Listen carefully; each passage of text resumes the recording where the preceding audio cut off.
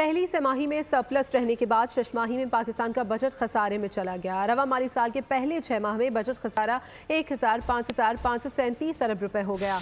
रवा माली साल की पहली तिमाही में पाकिस्तान का बजट 1,896 अरब रुपए सरप्लस था।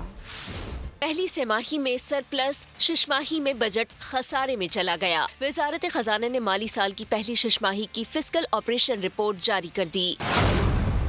जुलाई से दिसंबर 2024 तक बजट खसारा GDP का 1.2% रहा।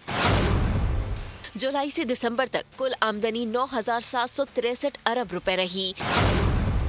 इसी मुद्दत में कुल अखराजात 11,301 अरब रुपए रहे। जुलाई से दिसंबर 2024 तक टैक्स आमदनी 6,067 अरब रुपए रही।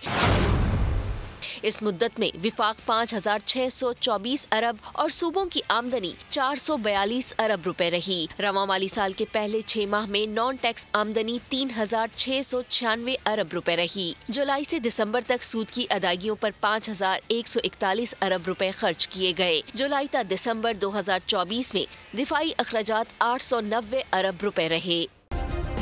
सब्सक्राइब करें और बेल दबाएं ताकि कोई खबर रह न जाए।